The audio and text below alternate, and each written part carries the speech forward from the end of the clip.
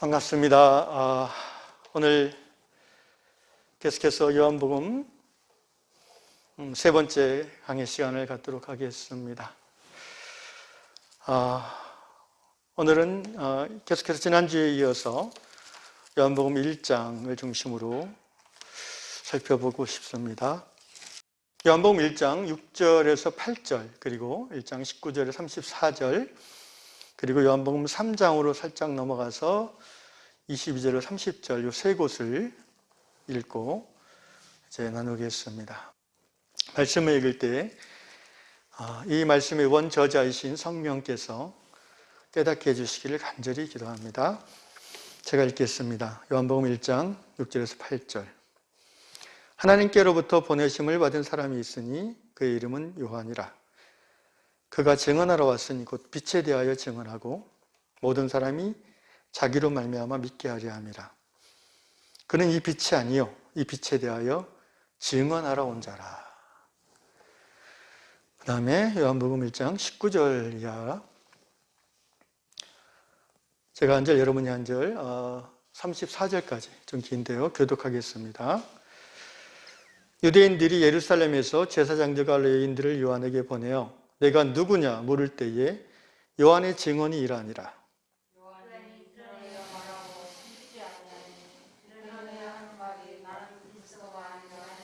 또 묻되 그러면 누구냐? 내가 엘리야냐? 이르되 나는 아니라. 또 묻되 내가 그 선지자냐? 대답하되 아니라.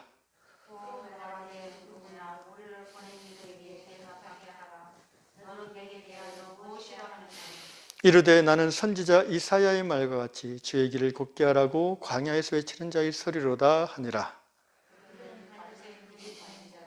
또 물어 이르되 내가 만일 그리스도도 아니요 엘리야도 아니요 그 선지자도 아닐진데 어찌하여 세례를 베푸느냐?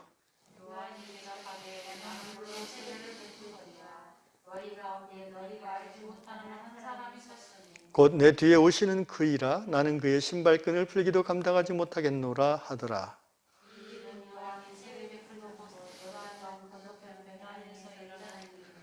이튿날 요한이 예수께서 자기에게 나오심을 보고 이르되 보라, 세상 죄를 지고 가는 하나님의 어린 양이로다.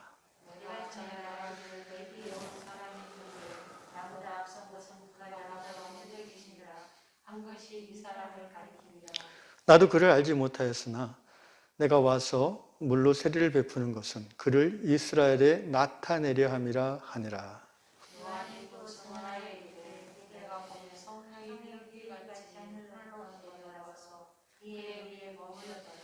나도 그를 알지 못하였으나 나를 보내어 물로 세례를 베풀라 하신 그이가 나에게 말씀하시되 성령이 내려서 누구 위에든지 머무는 것을 보거든 그가 곧 성령으로 세례를 베푸는 이인 줄 알라 하셨기에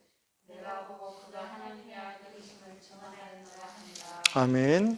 3장으로 잠깐 넘어가세요. 3장 22절로 30절을 교독합시다. 3장 22절부터. 그 후에 예수께서 제자들과 유대 땅으로 가서 거기 함께 유하시며 세례를 베푸시더라.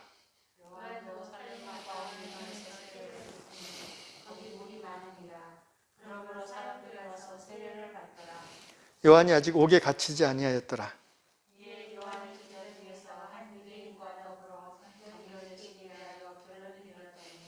그들이 요한에게 가서 이르되 랍비여 선생님과 함께 요단강 저편에 있던 이곳 선생님이 증언하시던 이가 세례를 베풀매 사람이 다 그에게로 가더이다.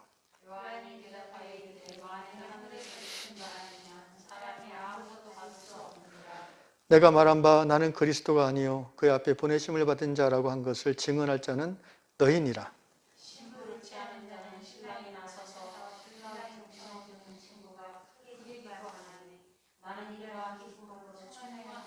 다 같이 그는 흥하여야 하겠고 나는 쇠하여야 하리라. 아멘.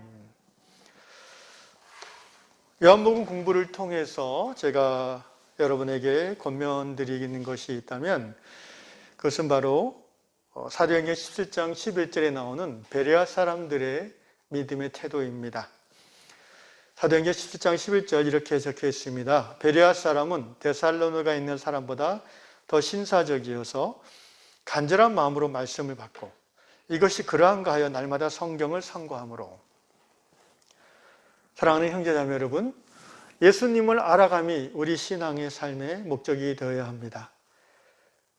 장로교 신학의 기초를 놓은 칼빈이나 또 감리교 신학의 시작을 이룬 웨슬레 같은 분들을 통해서 또는 여기 있는 이준배 목사나 다른 어떤 목사님의 설교를 통해서 예수님이 누구신지 알아가는 것 중요하지만 거기서 멈추면 안 됩니다. 베레아 성도들이 바울의 전하는 말씀을 듣고 들을 때 간절한 마음으로 받았다고 했습니다.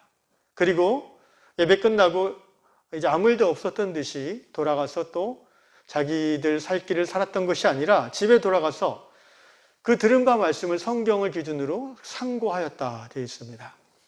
마찬가지로 우리가 어떤 유명한 신학자의 책이나 또 목사님의 설교를 통해서 예수님을 알아갈 수 있지만 그것에서 멈추지 아니하고 자기가 직접 성경을 읽고 찾고 공부하고 생각함으로 예수가 이런 분이었구나라고 스스로 깨닫는 것, 이것이야말로 예수를 알아가는 데 중심이 되어야 될 것입니다. 바로 자기 주체적인 신학과 신앙입니다.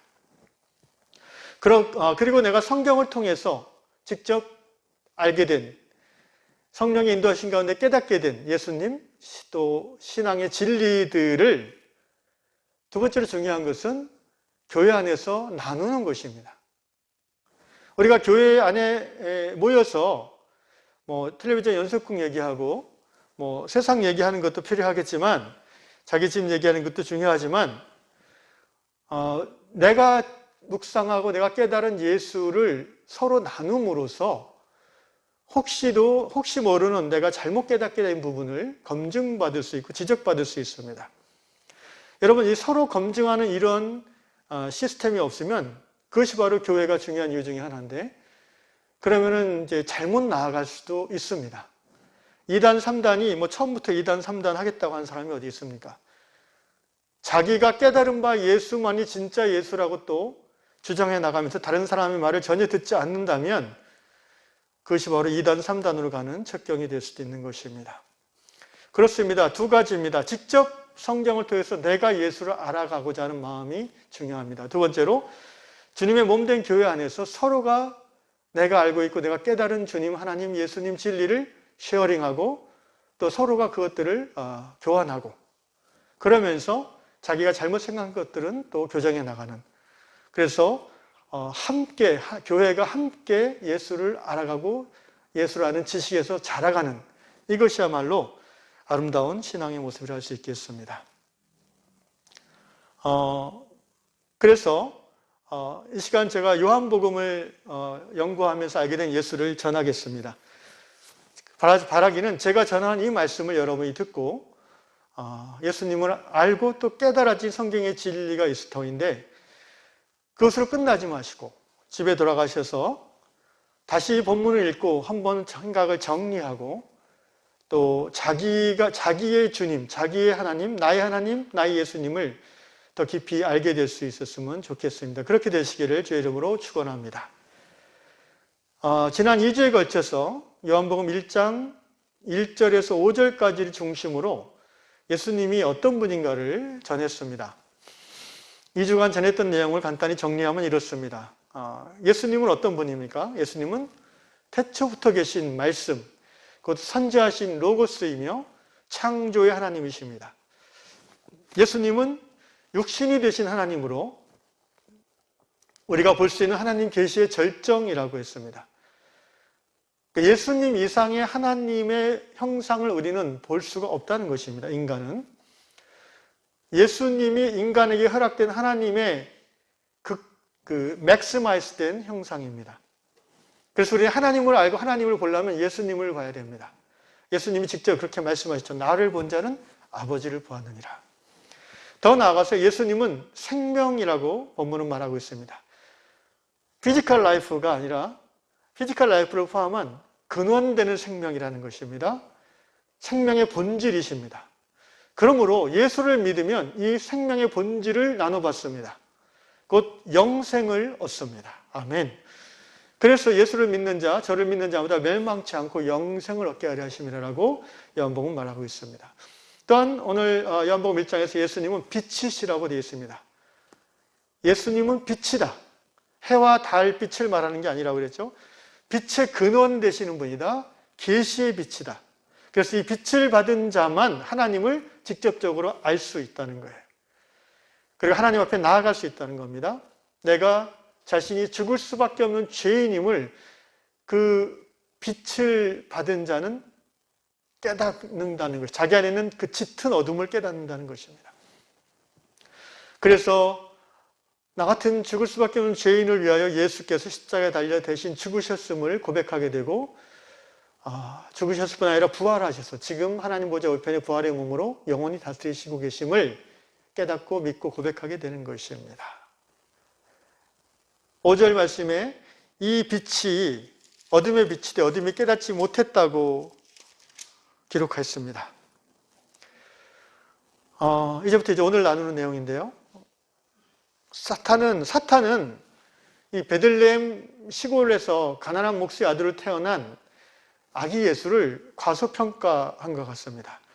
그렇지 않았다면 그는 헤롯 왕을 동원해서 예수를 죽이고자 하는 것에서 멈추지 않고 그 당시 최고 권력인 로마의 황제를 충동지해서라도 어쨌든 모든 세상 권세를 동원해서 그는 예수를 죽였을 겁니다. 그러나 그는 헤롯을 동원하는 데서 그냥 끝나버렸습니다. 이 땅에 오신 하나님, 그 예수의 빛을 잠시 비춤 받았지만 어둠은 깊이 깨닫지 못했던 것 같습니다. 베들레헴을 향하는 동방의 별빛이 어둠을 비추었지만 어둠의 세력은 알지 못했습니다. 그리고 10절에 보니까 1장 10절 그가 세상에 계셨으며 세상은 그로 말미암아 지은 9절입니다. 1장 9절 참빛 그 세상에 와서 각 사람에게 비치는 빛이 있었나니 세상에 와서 이 빛이 비쳤는데 세상은 알아보지 못했다고 10절에 기록되고 있습니다. 자기 땅, 곧 유대 땅 백성들도 예수님을 영접하지 않았다는 것입니다. 예수님이 하나님이신 그분이 유대인의 혈통을 통해서 왔는데 정작 유대인들은 그분을 거절했습니다. 단지 거절한 것이 아니라 그분을 체포하고 고문하고 십자가에 달려 죽여버렸습니다. 참 이상합니다. 다윗 이래로 유대인들은 1000년을 기다려왔습니다. 메시아를 기다려왔어요. 그런데 정작 메시아이신 예수님이 이 땅에 왔을 때에는 자기들 기준에 맞지 않는다고 메시아를 못 박아 죽여버립니다. 또 실제적인 이유는 그것이죠. 자기들의 기득권에 위협이 됐기 때문입니다. 그렇지만 예수님 당시 모든 유대 사람들이 예수를 버렸던 것은 아니죠. 사실 그 당시 유대 지역에 사는 대부분, 갈릴리 지역에 사는 또 대부분의 사람들이 예수의 이름을 들어봤고 그 중에 적어도 수만 명, 많은 사람들이 예수를 따르기도 했습니다. 그러나 빛이신 주님을 마음 중심에 받아들인 사람들의 숫자는 그렇게 많지 않았습니다. 대표적으로 예수님의 12제자, 그 다음에 70인 문도라고 소개되어지는 분들, 그리고 모친 마리아나 막달라 마리아 같은 여성들, 초대 예루살렘 교회 공동체가 시작했을 때 120명이었다고 한 거 보니까 많지는 않았다는 것이죠. 예수님의 공생의 초기에 그래도 예수님을 세상에 널리 알리는데 크게 기여한 분이 있는데 그분이 바로 오늘 제가 나누고 싶은 세례 요한이라는 분입니다. 이 요한복음을 기록한 사도 요한하고는 전혀 다른 분입니다. 세례자 요한입니다. 세례 요한. John the Baptist라고 영어로는 표현합니다. 자, 오늘 이제 요한복음의 내용은 이 세례 요한이 어떤 분이고 또 이분이 예수님을 어떻게 인식했고 그리고 이분이 예수님을 어떻게 섬겼는지를 우리가 살펴보면서 교훈을 받고자 합니다. 세례 요한은 예수님이 세례 요한을 어떻게 평가했냐면 마태복음 11장 11절에서 내가 진실로 너에게 이르노니 여자가 낳은 자 중에 세례 요한보다 큰 이가 없도다. 굉장한 평가죠. 이 땅에 오신 하나님이신 주님께서 세례 요한을 가르쳐서 여자가 낳은 자, 사실 그 말은 모든 인류 중에라는 말 아니겠습니까? 여자가 낳은 자 중에 여자를 통해 안 나온 사람이 어디 있어요? 모든 사람은 여자를 통해서 나오잖아요. 여성을 통해서 나오잖아요. 그러니까 모든 사람 중에 세례 요한이 정말 큰 사람이다, 위대한 사람이다라고 예수께서 높이 인정해 주셨습니다. 도대체 세례 요한이 어떤 분이길래 예수께서 이 정도로 인정하셨을까? 자, 세례 요한을 이제 성경과 또 여러 가지 역사적인 기록을 통해서 좀 살펴보면, 세례 요한은 누가복음 1장에 보면 스가랴의 아들로 나옵니다. 스가랴는 당시 제사장이었는데, 이게 우리가 성경을 깊이 정확히 이해하려면, 그래서 성경이 기록된 당시의 그 시대적 상황, 문화, 이런 것들에 대한 기본적인 좀 지식이 필요합니다. 그렇지 않으면 성경에 기록된 것들을 정확히 이해하기가 쉽지 않아요. 왜냐하면 이 성경은 그 당시 AD 1세기 유대인들이 또는 예수를 믿는 이방인들이 그 당시 문화와 그 당시 언어로 기록한 것이기 때문에 그래요. 그러니까 그 당시 사람들은 그냥 한 줄 적어 놓으면 다 아는데, 2000년 후에 우리가 전혀 다른 문화 속에서 살아왔던 우리가 읽으면은 그냥 문장의 뜻만 알지 그 문장 이면에 있는 내용은 잘 모른다는 거죠. 그래서 그 시대의 문화와 역사를 이해를 할 필요가 있는데요. 자, 이 세례 요한의 아버지 스가랴는 제사장이라고 되어 있잖아요. 제사장은 구약성경에 보면 레위지파입니다. 레위지파 제사장의 집안이었고요. 세례 요한은 다윗 시대에 레위지파 제사장을 24반열로 나누어서 24시간 예배를 드렸다고 했습니다. 성전을 24시간 이제 운영한 거죠. 근데 그 중에 이제 이 8번째 반열이 아비야 반열이라고 합니다. 미안합니다. 24반열 이 제사장이 성전을 24시간 운영한 건 아니고요. 이거는 제사를 지내는 순서를 맡았던 그 반열입니다. 어쨌든 그 중에 8번째가 이제 아비야 반열인데, 이 아버지 스가랴는 이 아비야 반열의 후손이에요. 그래서 이제 제사장 집안에서 제사장으로 태어난 이 스가랴는 결혼을 했고, 오랜 시간 결혼 생활을 지속했지만 아들을 갖지 못했습니다. 부인인 엘리사벳이 잉태하지 못했죠. 그 당시 이 유대교라는 종교는 굉장히 부패했습니다. 그리고 제사장의 숫자도 너무 많아졌습니다.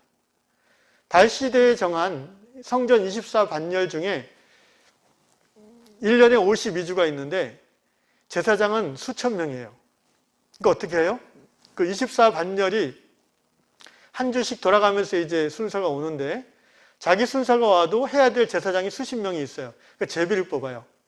그래서 8번째 아비야 반열 중에서 제비를 수십 명이 뽑았는데 그 중에 운 좋게 스가랴가 당첨이 된 거예요. 그래서 예루살렘 성전에 와서 한 주일 동안 이제 그 성전에서 봉헌하고 분향하는 일을 맡아서 합니다.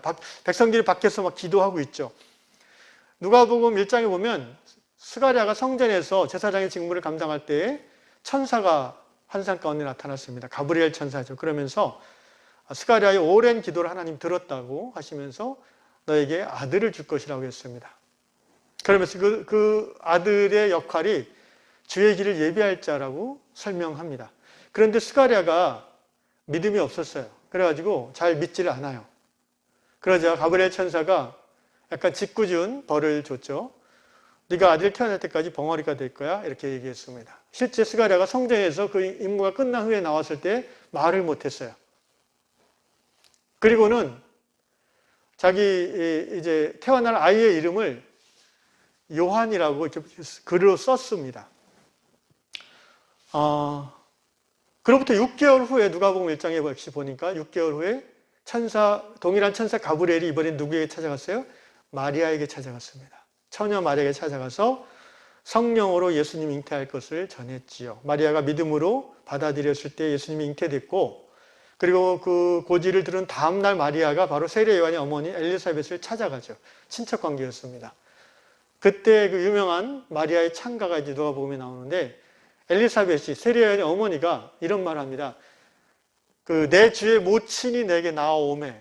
이제 막 잉태된 지 하루 지났는데 엘리사벳이 알아보는 거예요. 어떻게 알겠습니까? 기도하는 사람은 알 때가 있습니다. 그렇게 성령이 깨닫게 해주시는 거죠. 그러면서 엘리사벳 뱃속에 있던 6개월 된 세례 요한이 막 기뻐가지고 춤을 췄다고 되어 있습니다. 그 발로 이렇게 탕탕 쳤다, 기뻐 뛰었다라는 표현인데, 그때 나오는 헬라어 그 스카이로라는 말은 막 바짝바짝 뛰다는 의미예요. 그러니까 6개월 된 뱃속의 아기 세례 요한이 마리아의 뱃속에 있는 주님을 보고 느끼고 기뻐서 뛰었다는 거예요. 이게 참 놀라운 일이지만 세례 요한이 그렇게 어머니 뱃속에서부터 예수님을 기뻐했다는 것을 우리가 알 수가 있습니다. 그래서 세례 요한은 이제 예수보다 6개월 먼저 태어나셨고요. 두 분이 어린 시절에 어떻게 교제했는지는 성경에 나오진 않습니다. 예수님과 세례 요한의 관계는. 그런데 다만 오늘 본문에서 보면 요한복음 1장 그 31절하고 33절에 보면요. 똑같은 말이 두 번 나와요. 31절 세례 요한이 하는 말인데 나도 그를 알지 못하였으나 이렇게 말씀하셨습니다. 그러니까 내가 예수를 몰랐다는 거예요. 그러니까 아마도 추측하기는 같은 친척 집안이었지만 어린 시절에 잠깐 교제가 있을 수는 있지만 자라서는 서로 안 본 지 오래됐다는 거죠. 나도 그를 알지 못하였으나 내가 와서 이렇게 하면서 예수에 대해서 증언하는 내용이 나와 있습니다. 서로 헤어져 있었어요, 오랫동안. 아마 성인이 된 후에 서로 본 적이 없었다는 거죠. 그러다가 세례 요한 6개월 먼저 활동을 시작했죠. 소위 세례 운동을 시작했습니다. 요단강을 따라서 세례 요한은 주로 활동을 했어요. 베단이라는 지역이 찾아보니까 요단강 북쪽에서 남쪽으로 오면서 베단이라는 지역이 그 당시에 3군데나 있더라고요. 근데 어느 쪽이 세례 요한이 예수님에게 세례 준 지역인지 정확히는 아무도 모르는데 어쨌든 분명한 것은 요단강을 따라서 북에서 남으로 왔다 갔다 하면서 유대와 갈릴리 지역을 왔다 갔다 하면서 세례 요한이 주로 요단강 이쪽은 광야니까 동쪽은 그렇게 사역을 했다는 것입니다. 어느 날 예수님이 세례 요한이 세례를 주는 사람들이 줄 서 있는 그 요단강가에 예수님이 찾아오셨고 의도적으로 예수님이 세례 요한 앞에 나아가서 세례를 받습니다. 예수님이 세례 요한에게 세례를 받았습니다. 그래서 겉으로 봤을 때 예수님의 이 하나님 나라 운동은 세례 요한의 세례 운동을 계승한 운동이다라고 사람들은 평가합니다. 그러니까 세례 요한 6개월 먼저 하나님 나라 운동을 시작했고 그냥 세례 요한의 메시지도 예수님과 비슷했어요. 회개하라, 천국이 가까웠느냐거든요. 근데 6개월 후에 시작하신 예수님의 사역도 세례 요한에게 세례를 받으시고 광야에 40일 동안 금식하며 있으신 후에 마귀의 유혹에 이기고 승리하셔서 돌아오신 다음부터 본격적으로 사역 시작하셨잖아요. 그때 전하셨던 첫 번째 메시지가 세례 요한의 메시지가 똑같아요. 회개하라, 천국이 가까웠느니라 했어요. 그래서 세례 요한이 예수님의 앞서서 먼저 이 세례 운동, 하나님 나라 운동을 시작했다고 봅니다. 그 당시 사람들은 그래서 예수는 세례 요한을 다음 뒤를 잇는 그런 사람이다라고 받아들였던 것 같습니다. 그리고 요한에게 세례를 받으신 것을 다 봤기 때문에 그런 추측이 더 가능합니다. 요한복음 3장 22절 이하에 보면요. 요한도 살렘 가까운 에덴에서 세례를 베푸니 거기 물이 많음이라. 22절에 3장 예수님이 제자들과 함께 유대 땅에서 세례를 베푸셨는데 그 근처에서 요한과 요한의 제자들도 세례를 베풀었다는 거예요. 그러니까 그러면서 거기 무슨 말이 나오냐면 24절에 요한이 아직 옥에 갇히지 아니하였더라. 예수님의 공생의 초창기와 세례 요한의 사역 말기가 살짝 겹치긴 하지만 바로 그 살짝 조금 겹치는 시간 후에 세례 요한은 헤롯에 의해서 잡혀 들어갔어요. 감옥으로. 그리고는 거기서 처형당했죠. 그 후로는 예수님 홀로 예수님 제자들과 함께 이제 사역을 하나님 나라 운동을 계속해서 행하셨습니다. 마태복음 1장 14절 이렇게 되어 있습니다. 요한이 잡힌 후 예수께서 갈릴리에 오셔서 하나님의 복음을 전파하였다. 이렇게 되어 있습니다. 자, 세 번째로 요한복음 1장 19절 이하를 다시 돌아가서 보시면 세례 요한은 어떻게 자기를 인식하고 있었을까? 쉽게 말하면 세례 요한은 자기 자신을 어떻게 정체성을 자리매김했는가 하는 것입니다. 19절부터 보겠습니다. 유대인들이 예루살렘에서 제사장들과 레위인들을 요한에게 보내어. 자, 예루살렘 종교 권력의 중심지죠. 산헤드린 공회가 있어요. 예루살렘 성전도 있어요. 그 당시 유대교 종교 권력은 바리새파와 사두개파가 잡고 있었어요. 그 이전에 이제 에세네파도 있었고 뭐 젤로땅도 있는데, 지금 예수님이 활동하던 이 당시에 유대교 권력의 중심은 바리새파와 사두개파. 그 중에서도 사두개파가 좀 더 많은 힘을 갖고 있었어요. 사두개파라는 사람들은 누구냐면은 주로 귀족들이고요, 부자들이고요, 엘리트들이고요. 그리고 아주 친로마적인, 일단 이렇게 로마의 식민지 아니었습니까?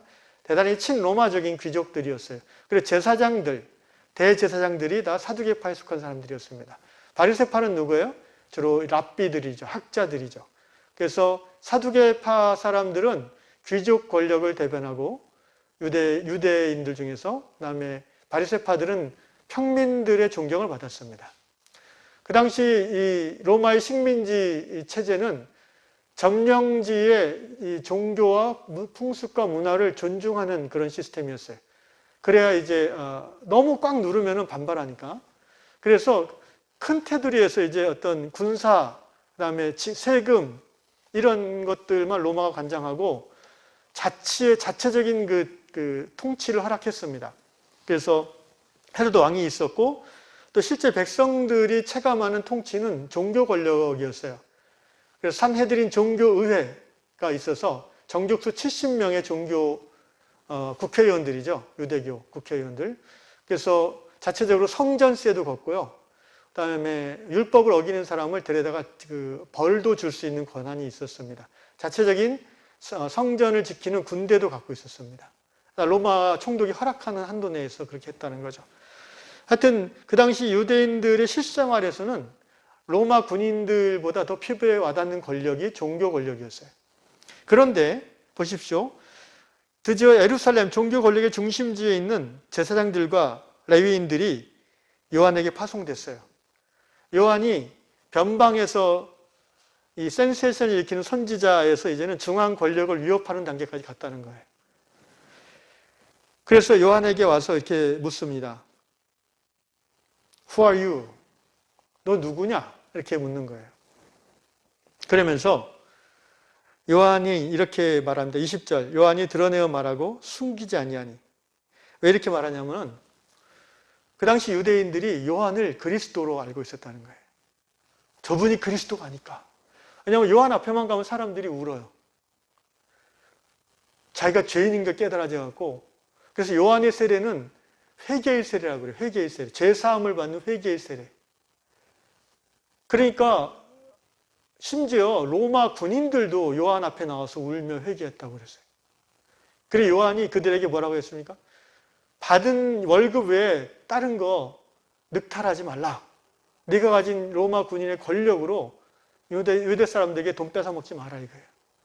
그런 말을 그 당시 로마 군인에게 했다는 것은 대단한 거 아니겠어요? 우리나라 옛날 일제시대 때 헌병들에게, 일본 순사들에게 똑바로 살아 이렇게 얘기하는 거 똑같은 거예요. 근데 꼼짝 못했어요. 엉엉 울면서 그 앞에서 무릎 꿇고 세례를 받았다니까요. 요한은 짧은 기간 안에 전국적으로 인지도가 올라간, 거의 그 당시 유대의 많은 대부분의 사람들이 요한을 선지자 내지는 그리스도로 이해했다는 것이에요. 그런데 요한 자신은 가만히 있으면은 이익이잖아요. 그리스도로 사람들이 알아주는 게 좋은 거잖아요. 자기 입장에서는. 더 명예와 권력이 높아지잖아요. 그런데 요한은 처음부터 숨기지 않았어요. 왜? 자기의 정체성이 분명히 있기 때문에. 그래서 요한은 숨기지 아니하고 드러내서 뭐라고 했냐면 나는 그리스도가 아니다. 그리스도란 말이 여러분 히브리어로 메시아예요. 헬라어로 그리스도고 그게 구원자란 말이잖아요. 기름 부음 받은 자, 구원자.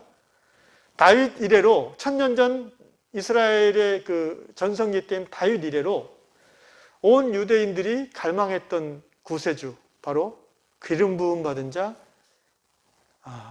메사야를 기다렸는데 예수님 당시에도 자칭 메시아가 많았습니다. 오늘 우리 시대에 자칭 하나님이라는 사람들이 꽤 많은 것처럼 그 당시에도 그랬어요. 그런데 요한은 그 중에 굉장히 유력한 인물이었죠. 그런데 요한은 자기 정체성이 분명했기 때문에 나는 그리스도가 아니다라고 선명하게 말했습니다. 자, 그러면 이제 그리스도가 아니면은 또 묻습니다. 21절. 그러면 누구? 네가 엘리야냐? 엘리야는 어떤 사람이에요? 유대인들에게 있어서 모세 다음으로, 모세는 율법의 시작이라고 존경받는 사람이었고요. 엘리야는 선지자의 시작으로 존경받는 사람이에요. 유대 백성들이 능력의 선지자하면 떠올리는 게 엘리야입니다. 죽은 사람을 살리고 3년 반 가뭄을 멈추게 하고 마지막에 어떻게 했어요? 산채로 불말 불병거를 딱 하늘로 올라간 대단히 이 권능 있는 선지자죠.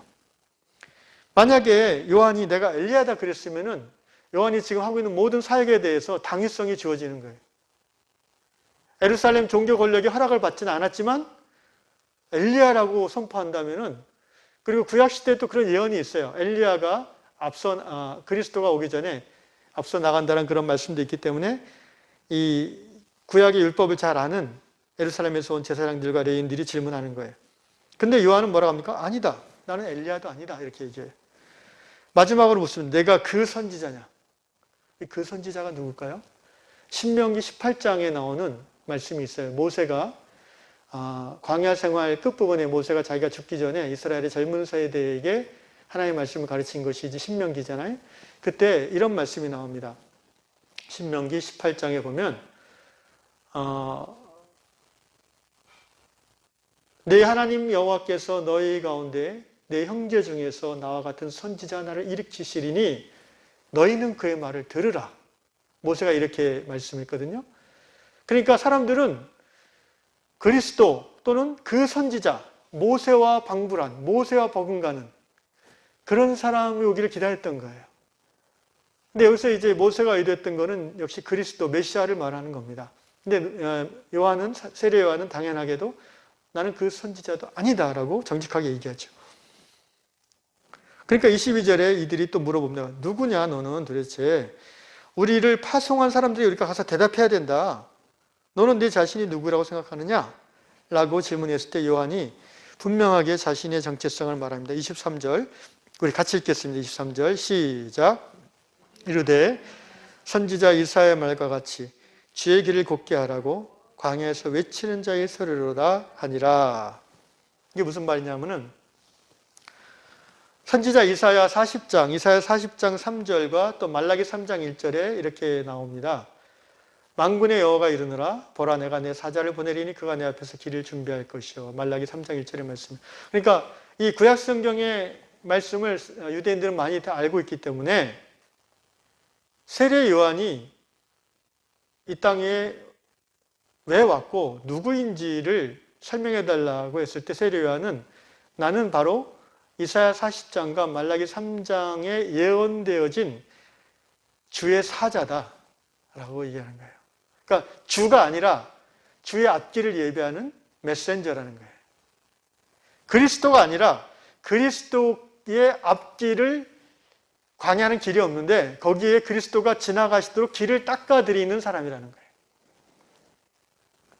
정확하게 자신의 정체성을 고백합니다.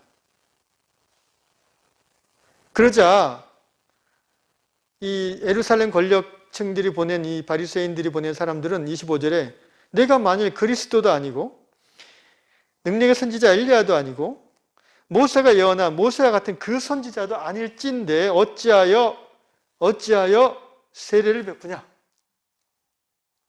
결국 예루살렘 권력이 긴장했던 것은 이 문제였어요. 이 문제. 세례 베푸는 거였어요. 자, 이게 왜 이제 문제가 되냐면요. 구약시대 이래로 유대교의 유대교는 성전 중심의 신앙이잖아요. 예루살렘 성전에 하나님이 계시다라고 있잖아요. 그래서 1년에 최소한 한 번 모든 유대인의 남성들은 예루살렘까지 걸어와요. 그래서 거기서 양을 사서 제사를 드리잖아요. 그거를 우리나라 명절 지키는 거하고 비교할 수 없을 정도로 이거는 종교적인 당연히 하는 거예요. 그렇게 하는 이유는 예루살렘에 성전이 있기 때문에 그런 거예요. 그리고 성전 그 지성소에 이스라엘의 하나님 만군의 야훼가 거하신다고 믿었기 때문에 그러는 거죠. 그리고 성전의 기름 중에 또 하나 중요한 게 뭐냐면은 죄사함을 받는 제사를 드릴 수 있는 거잖아요. 제사장을 통해서 소위 속죄제, 레위기 4장과 5장에 속죄제에 대한 그 결례법이 나옵니다. 어떻게 죄를 씻을 수 있는가? 정결례법이죠. 그런데 지금 세례요한이 주로 뭘 하는 거예요? 죄를 사해주는 회개의 세례를 베풀잖아요. 그러니까 이 말은 성전을 안 가고 예루살렘까지 안 가고 제사장을 거치지 않고 죄사함 받는 새로운 루트를 지금 패러다임을 제시하는 거예요. 그죠? 죄사함의 패러다임이 바뀌는 거예요, 이러면. 당연히 예루살렘 중앙 종교 권력의 중심에 있는 제사장들이 기분이 좋겠어요? 요새로 말하면 어디 이름도 없는 게 허락도 안 받고 영업하냐 이거지. 종도 영업하고 있다 이거지. 왜냐하면 제사장들이 누리는 권력과 부의 원천이 그거잖아요. 예루살렘 성전에서 드리는 제사잖아요. 그 제사의 핵심이 다 이제 속죄제잖아요. 속죄, 속건제. 그러니까 이제 긴장하는 거예요. 요한의 인기가 하늘을 치솟거든요. 로마 병사들조차도 나가서 회개하고 세례를 받거든요. 이러다가 사람들이 다 성전에 안 오고 제사장을 거치지 않고 요한에게 가서 세례를 받고 제사함 받으면 유대교의 핵심 기능 중에 하나인 죄사함의 기능이 없어지는 거죠. 이러면은 이제 정통 유대교의 제사장들, 레위인들은 그리고 랍비들은 긴장하는 거죠. 이해가 되시죠? 왜 세례 요한이 이렇게 견제를 받는가 이해가 되시죠? 같은 맥락에서 예수님도 견제와 미움을 받은 거예요. 그래서 제사함의 패러다임이 어떻게 바뀝니까? 구약시대에 예수님 당시까지도 성전 제사를 통한 제사함이었어요. 그런데 세례 요한이 나타나가지고는 죄를 사해주는 회개의 세례를 전파했어요.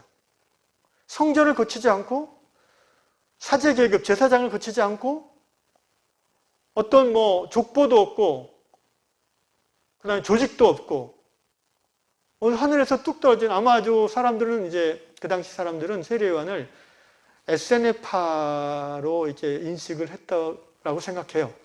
그러니까 그 주전 586년에 유대가 멸망한 후에 그 주전 150년 갑자기 생각 안 나네. 그 유대인의 왕조가 새롭게 세워졌어요. 제사장 그 망치라는 이름의 제사장 갑자기 생각이 안 죄송합니다. 어쨌든 그 제사장을 중심으로 유대가 반란을 일으켜가지고 헬라 제국에 반란을 일으켜서 나라를 세웠고 그 나라를 나중에 로마가 자체적으로 좀 인정을 했어요. 그러면서 마카베오 왕조라는 마카베오 왕조인데 그로부터 시작된 그 이제 제사장이 중심이 된 유대 이제 권력 중심이 됐죠. 사두개인들이죠. 그걸 사두개파라고 그러고 근데 그 당시에 이제 같이 혁명에 동참했다가 그 마카베오파 제사장파들이 로마 권력, 헬라 권력하고 야합을 하는 것을 보면서 거기에 분노해서 떨어져 나간 그 아주 철저한 율법주의자들이 있는데 유대교 안에 한 분파가 그게 에세네파입니다. 바리새인들보다 더 철저한 율법주의자들이었어요. 그래서 이 사람들은 아예 세상에 살면 율법대로 못 산다 해가지고 유대 광야로 나가서 거기서 공동체를 짓고 살았어요. 만들고. 평생 당연히 독신으로 살았고요. 평생 그 말씀과 기도와 묵상하면서 살았어요. 그걸 어떻게 알게 됐냐면은 20세기 초에 이 지역에 어떤 그 양을 치는 목동이 잃어버린 양을 찾으러 산에 이제 구울 같은 데를 들어갔다가 2000년 전에 성경 사본을 발견한 거예요. 처음에 이게 뭔지는 모르고 갖고 나왔겠죠. 그러다가 이제 학자들이 이걸 보고 난리가 난 거예요. 그게 바로 소위 쿰란 사본이라는 겁니다. 지금 현존하는 가장 오래된 성경 사본들이에요. 물론 구약 성경 사본이겠죠. 도대체 누가 이걸 썼을까, 만들었을까? 에세네파라고 학자들은 추정을 하는 거예요. 그리고 세례 요한을 에세네파로 추정한 이유는 세례 요한의 그 라이프 스타일이 성경에 어떻게 나와요? 그 낙타 가죽 털옷을 입고 그 당시 일반적으로 사람들이 입는 옷이 아니죠. 그 다음에 메뚜기와 석청을 먹었다. 일반적으로 먹는 음식이 아니에요. 이거는 광야에서 사는 사람들이 주로 먹는 음식이에요. 그래서 또 머리를 길렀다고 되어 있어요. 나시린 같은 모습이라는 거죠. 그런 의미에서 세례 요한을 에스네파로 추정을 하지만 여기에 대해서는 정확한 근거는 아직 없습니다. 추정입니다. 어쨌든 그 당시 유대인들이 봤을 때 바리새파보다도 더 엄격한 에스네파 출신인 것 같은 선지자가 세례를 베푸는 운동을 하니까 사람들은 저게 예루살렘 종교 권력과 충돌하니 많이 그런 거는 별로 상관 안 하잖아요. 일단 자기들의 종교적 필요가 채워지니까 우르르 몰려가는 거죠. 또 실제 세례요한 앞에 가면은 자기 죄가 느껴지고 회개하는 마음이 드니까 하나님의 성령의 역사하심이죠. 그런 상황에서 이제 제3의 패러다임이 변화되어지는 시점에 예루살렘 종교 권력은 분노했고, 근데 여기서 이제 예수님으로 넘어가게 되면 세례 요한은 짧게 사역하다 끝났으니까 예수님은 제3의 패러다임이 어때요? 예수님은 세례조차 없어요. 여러분 잘 생각해 보세요. 지금 우리 기독교의 제3의 패러다임은 어때요? 세례를 받아야 되는 거예요? 그래야 제사함 받는 거예요? 그건 아니잖아요. 믿음으로 제사함 받는 거예요. 그러니까 적어도 세례 요한은 요단강에 들어가서 물을 뒤집어 쓰는 그런 소위 침례라는 맵티즘이라는 형식을 갖고 있었는데, 물론 솔로몬 성전의 제사 형식보다는 엄청 단순해진 거죠. 간단해진 거고. 그런데 예수님은 그나마 그 형식마저 없는 거예요.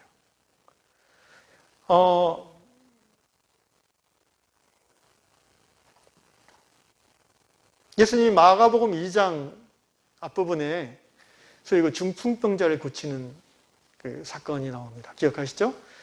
그 중풍병자의 친구들이 이 중풍병원의 친구를 침상채 들고 와서 어떻게 해서 예수님이 계신 집에 지붕을 뚫고 달아내렸잖아요. 예수님이 그들의 믿음, 친구들의 믿음을 보시고 이렇게 얘기하시죠. 그 중풍병 환자에게 소자야, 예수께서 그들의 믿음을 보시고 마가복음 2장 5절 중풍병자에게 이르시되 작은 자야 내 죄사함을 받았느니라. 2장 6절 어떤 서기관들이라는 것은 이제 그 바리새파 사람들이에요. 성경을 필사하는 사람을 서기관이라고 그랬죠. 서기관들이 예수님이 집안에서 이렇게 강론하는 것을 듣고 앉아 있다가 그 사건을 보았어요. 지금 자기들이 보는 앞에서 예수가 중풍병자에게 소자야 내 죄사함을 받았느니라. 그래서 어떻게 됐어요? 그 중풍병자가 일어나기 전에 이제 서기관들이 마음에 갑자기 화가 난 거예요. 왜 화가 났을까요? 죄사함은 성전에 와서 제물을 바치고 속죄제를 드려야 받는 거지, 뭐 지가 뭔데 받았다 하고 선포하고 끝나? 여러분 이게 이해가 가실지 모르겠는데 이 비슷한 업체에 종사하는 저로서는 이해가 갑니다.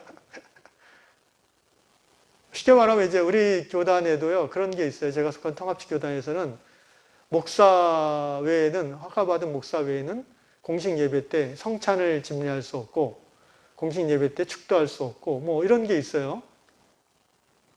저는 개인적으로는 그런 게 좀 자유로운 사람이긴 한데 어쨌든 그것 때문에 분노하는 분들이 가끔 있어요. 이제 어떤 목사님들은 굉장히 뭐 분노해요. 뭐 장로님이 이렇게 뭐 안수하고 이러면 싫어하고 뭐 이런 거 있잖아요. 그게 이해가 된다는 거예요. 그런 게. 여기 서기관들이 속으로 막 화가 나는 거예요, 지금. 그래서 예수님이 뭐라고 했어요? 너희가 어찌하여 수군대느냐? 그러면서 이 중풍병자 보러 일어나 걸으라 하는 것과 내 죄사함을 받으려 하는 것 어떤 게 더 쉽겠냐? 이렇게 물어보는 거예요. 그러면서 예수님이 중풍병자에게 일어나 걸으라고 했을 때 그 중풍병자가 중풍병을 떨치고 완치되는 장면이 나옵니다. 예수님의 제사함의 패러다임은 뭐 물에 들어가서 세례받고 이런 것도 없어요, 이제. 그러니까 이게 어떻게 보면 너무나 급격하게 변화되는 거잖아요. 수백 년, 수천 년 내려온 성전 중심 신앙이 몇십 년 만에 이렇게 확 바뀌게 되는 거니까 당연히 받아들이기 어려운 거예요. 특별히 종교 권력의 중심에 있는 하나님을 더 알고 율법에 정통하다는 사람들일수록 예수를 받아들이기 쉽지 않은 겁니다. 대신에 소위 민초들, 배움이 부족하고 먹고 살기 바쁜 이런 사람들은 더 쉽게 받아들일 수 있는 거예요. 그래서 이 세례요한을 통해서 우리가 볼 수 있는 것은 그 당시 왜 예루살렘 유대교 권력이 세례요한을 싫어하고 예수님을 그렇게 미워했는지 우리가 그 이유를 이해할 수 있는 겁니다. 자, 이제 요한복음 1장 29절로 건너가서 세례요한은 자기를 철저하게 예수님의 길을 앞서서 광야의 길을 내는 메신저로 사자로 봤다고 그랬죠. 그러면 세례요한은 예수를 어떻게 봤는가를 한번 살펴보겠습니다. 1장 29절에 보면 세례요한은 예수를 어떻게 봤을까? 29절 읽겠습니다. 시작. 이튿날 요한이 예수께서 자기에게 나오심을 보고 이르되 보라 세상 죄를 짓고 가는 하나님의 어린 양이로다. 라틴어로 아그누스 데이라는 유명한 말입니다. 노래에도 라틴어 성가에도 많이 나오는 거죠. 아그누스 데이, 그러니까 The Little Lamb of God이란 말이죠. 하나님의 어린 양. 세례요한은 예수님의 정체성을 정확하게 표현했어요. 세상 죄를 지고 가는 하나님의 어린 양. 그 예수님이 어떤 분이라는 거예요?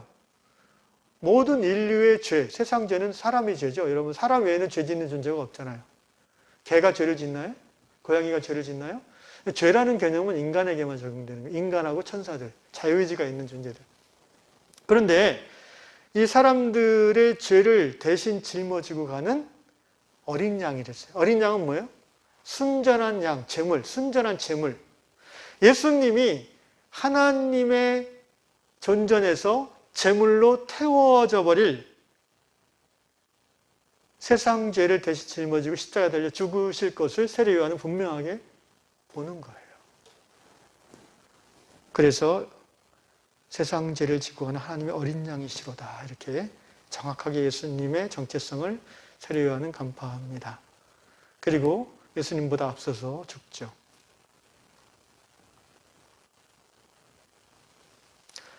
자, 마지막으로 성경 중심, 사제계급 중심의 신앙체계에서 아까 세례요한을 미워할 수밖에 없고 또 예수님을 증오할 수밖에 없는 이유를 설명했습니다. 예수께서 그런 말씀하셨어요. 새 포도주를 낡은 부대에 보관할 수가 없다. 그렇게 되면 새 포도주도 부대가 찢어져서 부대도 버리고 포도주도 버린다. 제가 이 말씀을 오늘 본문 말씀을 쭉 읽어보면서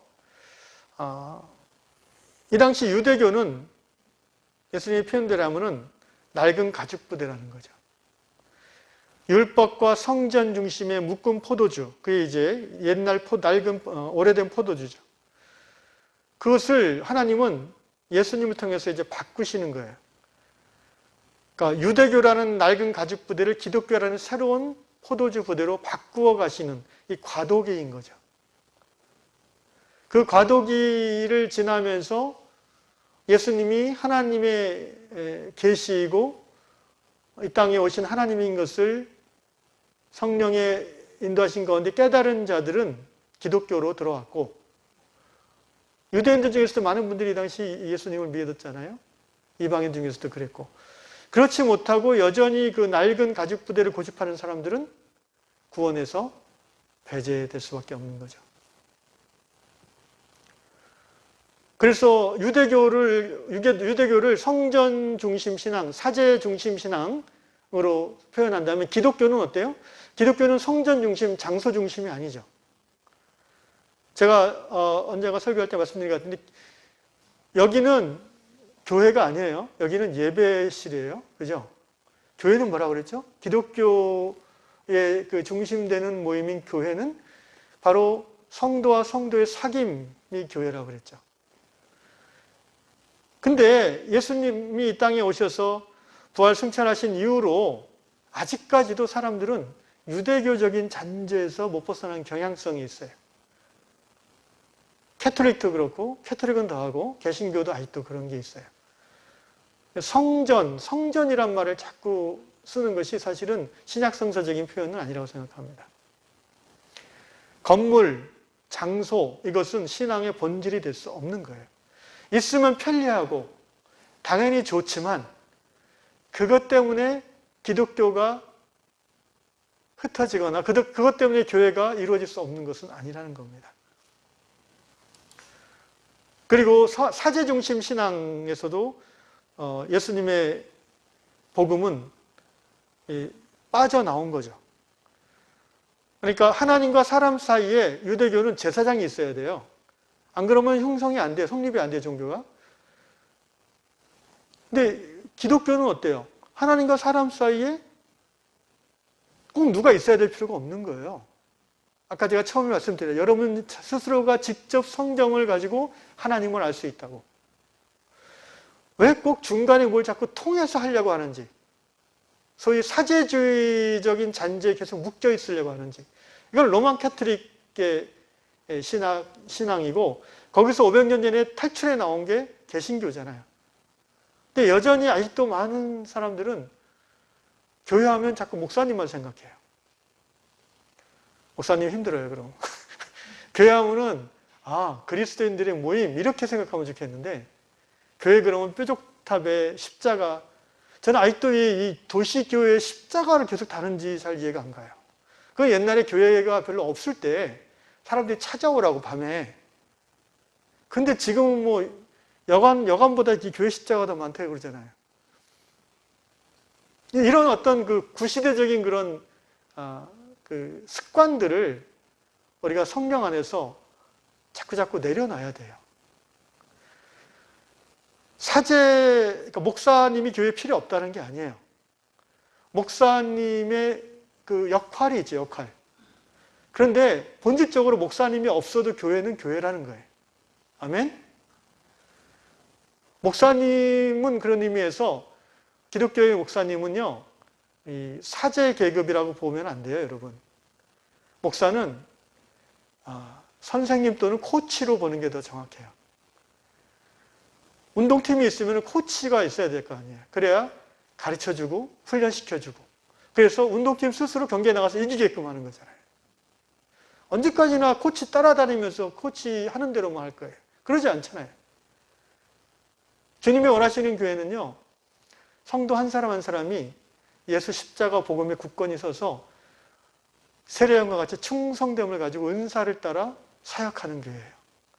목사는 저는 그 은사를 받아서 하는 거예요. 저는 가르치는 은사가 있고요. 또 찬양을 통해서 하나님께 영광을 돌리는 은사가 있고요. 저는 성경 말씀을 읽고 묵상하는 게 즐거워요. 그리고 이렇게 읽으면 깨달아져요. 이걸 전하는데 벌써 시간이 다 갔네. 이렇게 재밌는 일을 하니까 시간이 빨리 가요. 이렇게. 그래서 마무리해야 되겠습니다. 자, 결론은 요한복음 3장 30절 읽고 설명을 마치겠습니다. 3장 30절 마지막 절 다 같이 시작.